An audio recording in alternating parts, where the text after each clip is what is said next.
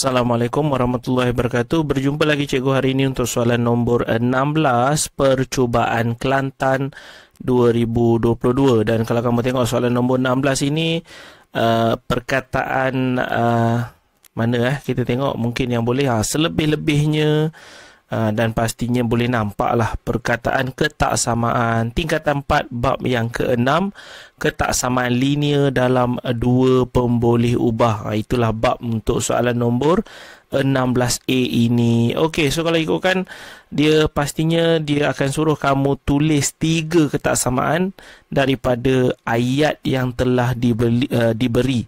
Okay, so kalau kamu tengok dekat sini dia kata sebuah kedai elektrik Mujiana menjual 2 jenis peti ais P dan juga Q. So sukalah untuk cikgu tulis bahawa ini adalah X, so ini adalah Y lah. Okay, prefer untuk guna X dan Y, lebih senang dan tidak mengelirukan. Okay, so syarat-syarat bagi jualan seperti berikut. Alright, yang pertama kamu akan nampak perkataan selebih-lebihnya. Okay, dia kata jenama jualan peti ais jenama P dan Q, maksudnya X dan juga Y, dijual selebih-lebihnya 80 buah. So selebih-lebihnya, bukalah buku teks. Okay, dia berada di muka surat 165. Okay, selebih-lebihnya kita tengok dekat sini, selebih-lebihnya ialah simbol lebih kecil dan sama. Okay, dan kalau kamu tengok soalan kamu tadi okey, selebih-lebihnya di bawah ini ada perkataan maksimum. Okey, yang di bawah ini ada perkataan minimum. Okey, so kalau minimum dengan maksimum pastinya dia berlawanan simbol lah. Okey, so kalau kamu tengok selebih-lebihnya kita dah tahu dah tadi, simbolnya adalah lebih kecil dan sama. Okey, bagaimana dengan simbol untuk maksimum? So kalau kamu tengok di muka surat 165 tadi, okey, dalam buku teks kamu perkataan maksimum. So maksimum adalah lebih kecil dan sama, minimum adalah lebih besar dan sama. Alright, so kita akan beralih kepada soalan. So maksimum kalau ikutkan P kamu ialah X. Okey, so simbolnya adalah lebih kecil dan sama. So kalau minimum lebih besar dan sama. So Q adalah Y lah. Okey, so pastinya dia suruh kamu tulis 3 ketaksamaan. Okey, so kalau ikutkan 3 ketaksamaan, cikgu tulis kat sini lah ya. Okey, so yang pertama pastinya kamu akan ada X tambah Y. Okey, kamu nak guna X tambah Y, kamu kena buat sedikit, orang kata noted lah ataupun info. Okey, kamu nak kata jenama P itu sama dengan X. Kena buat macam tu, kena tulis dia punya info. Kalau tidak kamu tak boleh guna sesuka sewenang-wenangnya X dan Y ni. Okey, sebab dia bagi P dan Q. So kena tulis jenama P sama dengan X, jenama Q sama dengan Y. Baru kamu boleh pakai seterusnya X dan juga Y. Okey, ingatlah benda tu. So X tambah Y adalah lebih kecil dan sama 80. Itu yang pertama. Yang kedua, kalau ikutkan kamu akan ada X lebih kecil dan sama 60. Dan yang terakhir kamu akan ada nombor 3. Okey, seharusnya kamu akan ada Y lebih besar dan sama 10. So seharusnya akan ada 3 ketaksamaan. Okey, so kita dah ada jawapan untuk soalan nombor 16A 1 Roman. So kita beralih kepada 16A 2 Roman. Okey, dia suruh kamu lukis dan lorekkan rantau. Okey, so bila kita nak lukis ni pastinya kita perlu guna ganti nilai, konsep untuk penggantian nilai. So yang pertama ini kalau ikutkan kita nak ganti nilai lah. Okey, so kalau dia dalam bentuk macam ni kita nak ganti nilai, kita akan ambil, okey, cikgu akan ambil so X tambah Y. So X tambah Y sama dengan 80 lah. Kita tukar simbol ketaksamaan ini menjadi simbol sama dengan. So yang pertama kita akan try sekiranya nilai X kamu ialah 0. So kalau kamu kata X kamu 0, bermaksud 0 tambah dengan Y sama dengan 80. So memang kamu punya nilai Y dah boleh dapat lah. So Y kamu ialah 80. So kalau kamu ganti X 0, Y kamu ialah 80. Dia macam tu. Okey, kalau kamu gantikan yang kedua, kita seharusnya akan ada 2 nilai. Barulah kamu boleh ada 2 koordinat, baru kamu boleh plot. Okey, so kalau cikgu biasa akan try X 0, Y 0. So kalau Y kosong, kalau ikutkan X tambah dengan kosong lah, sama dengan 80. So kamu punya X ialah 80.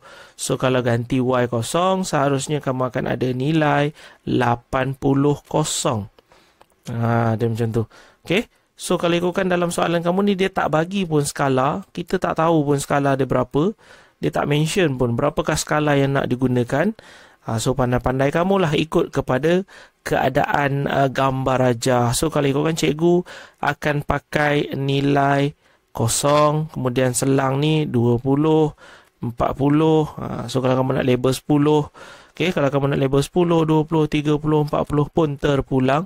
Saja cikgu selang 2 tapi guna 20, 40, 60, 80. Cikgu pakai nilai 80 untuk paksi X sebab cikgu nampak nilai yang terbesar adalah 80. So kita akan pakai untuk kedua-dua paksi. So 20, okay, 40, 60, 80. Skala kamu ikutlah kesesuaian grid yang telah diberikan. Okay, jangan guna sampai terkeluar daripada grid. So itu nasihat daripada cikgu lah. Alright, so kalau ikutkan yang pertama, koordinat kamu adalah 0, 80. So X kamu ialah 0, Y kamu ialah 80. So dia akan duduk dekat sini. Dan kalau ikutkan, ini adalah X, ini adalah Y. So ini adalah X, yang mana kalau ikutkan X kamu ialah P lah, jenama P. So Y kamu kalau ikutkan jenama Q dekat sini.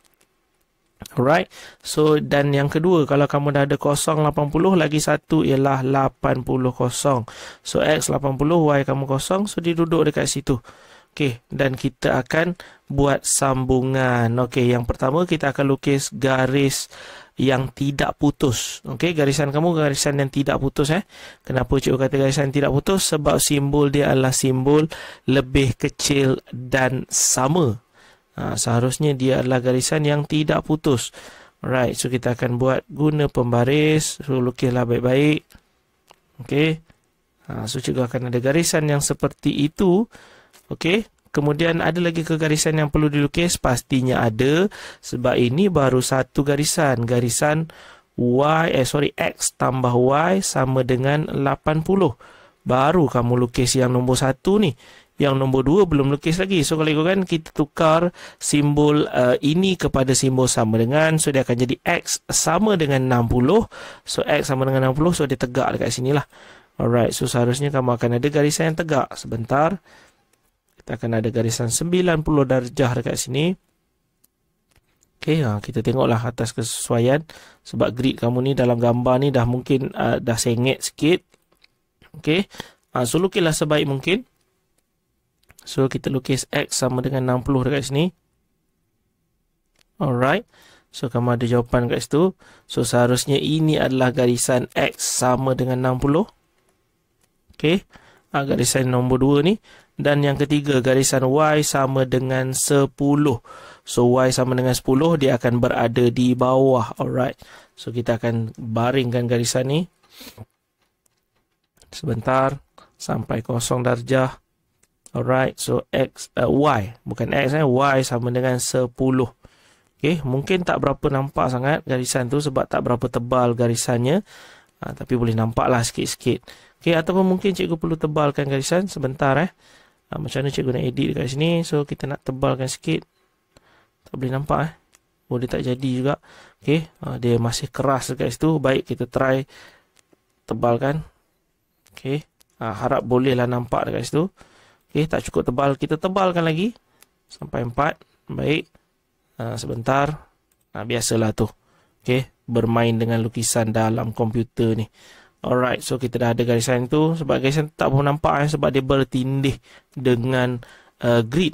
Okay, so cikgu nak tebalkan sikit garisan ni. Sebab kita nak tengok kawasan berlorek. Nanti bermasalah kalau kamu tak tengok betul-betul. So yang ini dekat sini. Okay, so cikgu tarik lagi sekali garisan yang berwarna biru ni ke bawah. Okay, baik. So nampaklah, harap boleh nampak. Okay, so kamu dah boleh nampak ada 3 garisan. Okay, so garisan ni, sekejap kita tukar dia jadi nombor 2 balik. So garisan ni tadi, kalau ikutkan X sama dengan 60. So garisan ni adalah Y sama dengan 10. So garisan Y sama dengan 10. Okey, so mulalah kita untuk melorek. So kalau kamu tengok dekat sini, kita nak melorek, juga ambil warna hijau lah.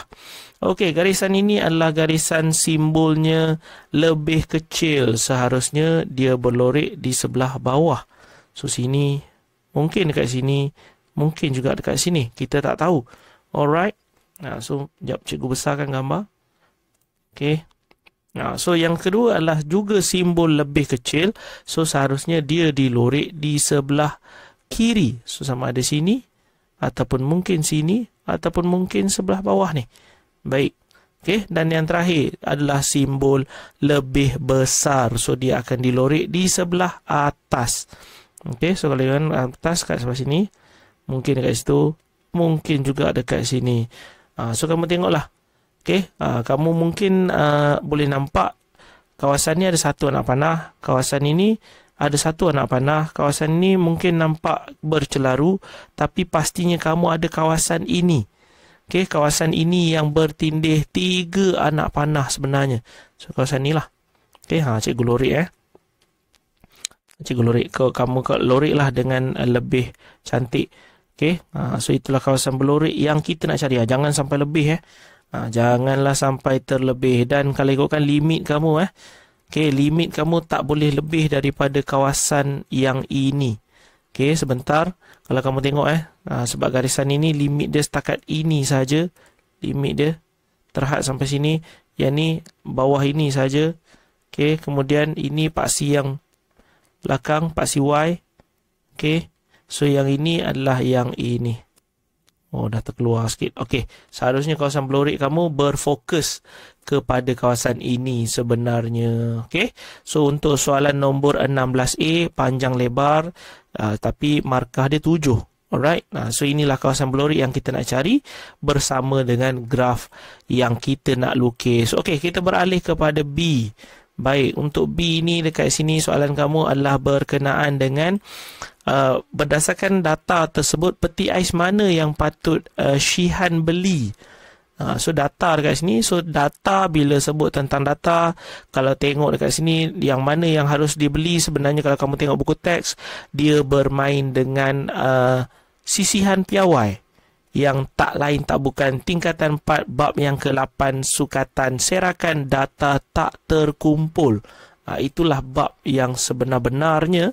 So dekat sini bila bermain yang mana yang seharusnya dipilih, kita akan bermain dengan sisihan piawai. Bila ada dua jenama ataupun dua benda, so kita kena buat perbandingan melalui sisihan piawai. Okey. So kalau ikutkan jangka hayat dekat sini, kamu ada dalam bentuk selang kelas. Kita nak cari nilai tengah. Kita cari titik tengah lah, senang. So macam mana kamu nak buat? Kamu ambil lah 0.9 tolak dengan 0. Okay, so seharusnya 0.9 tolak dengan 0, kamu akan ada 0.9 lah. Dan bahagi dengan 2 untuk dapatkan titik tengah 0.45. So seharusnya dekat sini ialah 0.45 lah. Sebab dia bermula dengan 0. Dan seharusnya dekat sini nilai kamu, kalau kamu tengok 1.9, okay, tolak dengan 1.0 juga 0.9 bahagi 2 0.45. Tapi kamu kena tambah dengan nombor awalan dia ni, iaitu 1.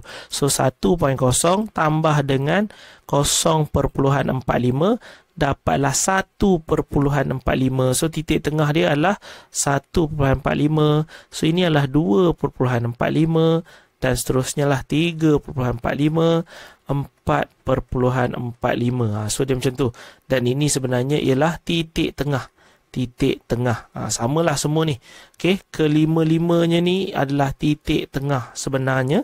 Okey, kenapa kita sibuk nak cari titik tengah? Sebab kita nak cari yang pertama kalinya, iaitu min. Okey, apa-apa hal kamu kena cari min terlebih dahulu. So kalau ikutkan min untuk jenama P ialah nilai 7 darab dengan 0.45. Yang ni memang agak panjang sedikit.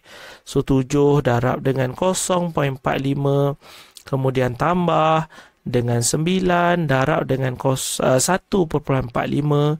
Jangan salah tambah dengan 18 darab dengan 2.45, okey, tambah dengan 17 darab dengan 3.45, okey, dan yang terakhir tambah dengan 9 darab dengan 4.45. Okey, apa-apa hal pun min kamu ialah F. Kita anggaplah ini sebagai kekerapan. So, F darab dengan X iaitu titik tengah. Sini F darab dengan X. So, 7 darab 0.45 bahagi dengan bilangan data. So, bilangan data kamu kalau ikutkan, ianya adalah 7 tambah 9 tambah 18 tambah 17 tambah 9. Okey. So, kalau kamu ikutkan, kamu nak kata kekerapan, ini adalah kekerapan 7 darab 0.45 tambah 9 darab 1.45. So, dia akan jadi macam ni. Per dengan bilangan kekerapan. Jumlah kekerapan 7 tambah 9 tambah 18 tambah 17 tambah 9. Dan kalau kamu kira min, yang kita wakilkan sebagai simbol X bar.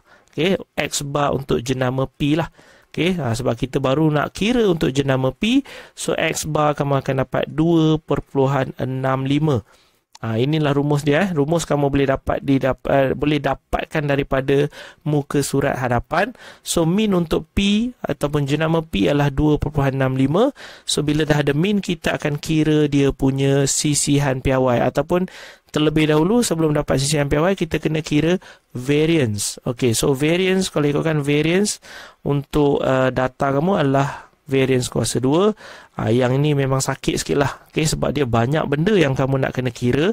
Okay, tapi pastinya dia adalah F darab X kuasa 2. So, 7 darab dengan 0.45 kuasa 2. Okay, ditambah dengan 9 darab dengan 1.45 berkuasa 2. Okey, jangan salah kita bukan letak kuasa 2 di luar. Salah lah kalau ikutkan. Bukan letak kuasa 2 di luar. Okey, sepatutnya kuasa 2 hanya pada nombor titik tengah sahaja. Okey, seharusnya. Okey, pada nombor titik tengah saja. 0.45 kuasa 2. 1.45 kuasa 2. Sebab dia adalah rumus F darab dengan X kuasa 2. Okey, jangan tersalah.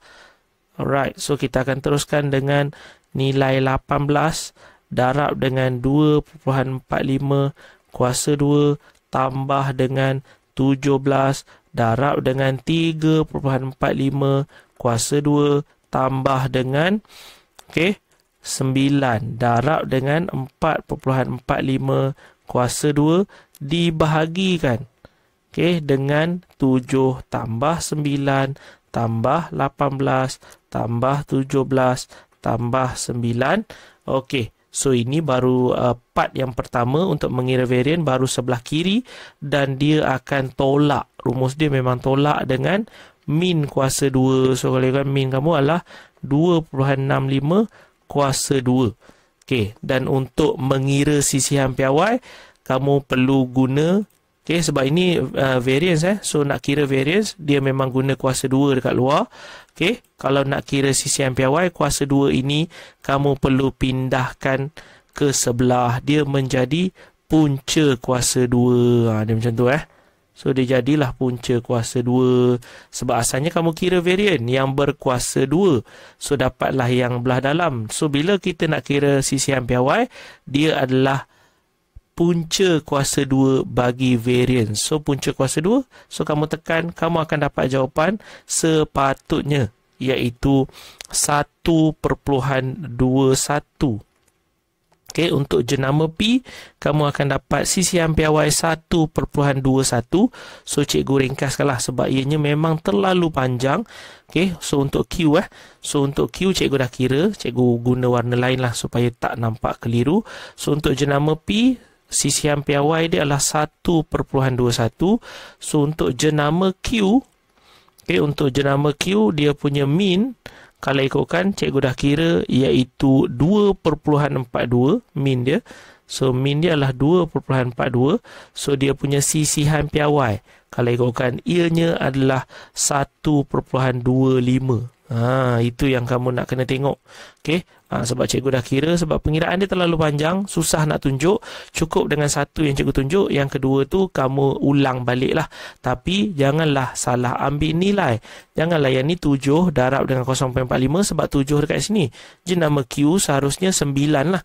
9 darab 0.45 tambah 14 darab 1.45 tambah 14 darab 2.45 tambah 16 darab 3.45 tambah 7 darab 4.45 bahagi dengan 9 tambah 14 tambah 14 tambah 16 tambah 7. Itulah kalau kamu dapat min 2.42, guna benda yang sama untuk kuasa 2 pula, dapatlah sisihan piawai 1.25. Dan daripada sini soalan kamu dia minta peti ais mana yang patut Syihan beli? Pastinya yang sisihan piawai lebih rendah. Okey, seharusnya Syihan perlu beli peti ais P lah. Okey, dia seharusnya beli peti ais jenama P kerana sisihan piawai. Itu ayat dia. Biasa kita akan guna sisihan piawai sebab memang pun untuk buat perbandingan kita akan guna sisihan piawai. Sisihan piawai dia lebih kecil. Kita akan pilih yang lebih kecil. Sisihan piawai lebih kecil. Okey, dan so kalau ikutkan dan nak tambah lagi jangka hayat. Okey, dan jangka hayat. Okey, dan jangka hayat lebih konsisten. Ayat dia dalam buku teks. So bila kita sebut tentang sisihan piawai, kita akan sebut tentang yang lebih kecil dan yang lebih konsisten. Okey, jangka hayat lebih konsisten. Baik. So kalau ikutkan, ini adalah jawapan kamu untuk soalan apa tadi ya? Soalan nombor 16B, iaitu peti ais P kerana sisihan piawai dia lebih kecil dan jangka hayat lebih konsisten. Sebab ini berkenaan dengan jangka hayat. Okey, so jangka hayat dia lebih konsisten. Perkataan lebih kecil dan lebih konsisten biasanya diguna pakai untuk perbandingan. Dan yang terakhir, okey, semput dah cikgu sebab untuk soalan B itu terlalu panjang. Okey, untuk C, soalan kamu berkenaan dengan cukai perkhidmatan tingkatan 5 bab yang keempat di bawah tajuk percukaian. Okey, so sekarang dia suruh kamu hitung nilai X dan Y. Okey, ada tak nampak X? Tak ada. Dalam ni cikgu nampak Y saja. Baik, mungkin ada errata pada soalan. Okey, dia kata diberi bahawa penggunaan yang melebihi, kalau dia lebih 600 kilowatt, okey, per joule ataupun itulah unit dia, kWj dekat situ, melebihi 600 barulah dikenakan cukai perkhidmatan 600. Selagi tak lebih, tak kena cukai. So kalau ikutkan, untuk 200 tambah 100 baru 300, tambah 300 baru 600. So kalau ikutkan 600 dekat sini belum dikenakan cukai. So pastinya ini kamu tambahlah. Okey, so sebentar cikgu tambah nilai RM43.60 tambah dengan RM33.40 tambah dengan RM154.80. Right, so dapat RM231.80. So RM RM231.80 untuk penggunaan 600 kilowatt ni. Okey, yang bernilai RM231.80 tidak dikenakan cukai. Okey, yang dikenakan cukai adalah nilai yang seterusnya. So sebelum itu dia suruh kamu kira apakah Y. So macam mana kita nak kira Y? Kamu tengoklah macam mana dapat jawapan RM43.60 ni, sebab dia adalah 200 darab dengan 0.218. Okey, 200 sebentar. Okey, so kamu akan ada 200 darab dengan 0.218 dapat RM43.60. So kalau ikutkan ni darab ni dapat nilai ni, ni darab ni dapat nilai ni. So nak dapatkan Y itu senang je. 250 darablah dengan 0.546. Okey, so dapatlah nilai RM136.50 rupa-rupanya. So RM RM136.50 untuk Y. So nilai Y kamu kalau ikutkan ialah RM136.50. 50 sen. Dan pastinya untuk Y ini akan dikenakan cukai sebab dia dah melebihi 600. Okey, kena cukai rupa-rupanya. So dekat Y ni dia akan ada cukai. Alright, so cukai dia kalau ikutkan untuk yang ini kamu akan kira dia sebenarnya macam ni pengiraan dia adalah RM231.80 tambah dengan RM136.50 dan sebenarnya untuk yang last ini ada cukai 6%, tambahlah dengan 6%. Okey, 6% daripada RM136.50. Sebab yang belakang ini adalah cukai. Cukai yang datang daripada yang lebih daripada 60 daripada yang lebih daripada 600 kilowatt per joule. Okey. So ini nilai yang tak kena cukai, ini nilai untuk Y. So ini adalah nilai cukai perkhidmatan daripada yang dah lebih. So kalau kamu kira, kamu akan dapat jawapan iaitu RM. Okey, kiralah nilai ni kamu akan dapat RM376.49. So itulah nilai yang telah pun perlu Syihan bayar untuk bulan November pada bil elektrik bulan November tersebut. Untuk sini simple, mudah, tapi konsep kena tahu jugalah. Okey, so konsep kena tahu. Okey, kalau ikutkan nilai untuk jawapan untuk nombor 16 ini telah pun selesai sepenuhnya. Okey, A, B dan C. Cikgu tak dapat nak tunjuk keseluruhan sebab dia panjang ke bawah. Okey, tapi tak apa, boleh cukup setakat itu. Okey, kalau kamu boleh faham dengan apa yang cikgu cuba untuk sampaikan, untuk jangan lupa ajarkan rakan-rakan yang lain supaya ilmu kamu terus berkembang. Jangan lupa tekan button like, meninggalkan sebarang komen dan juga menekan button subscribe sebagai tanda sokongan kepada channel cikgu ini. Sehingga kita berjumpa lagi di soalan yang lain. Assalamualaikum warahmatullahi wabarakatuh.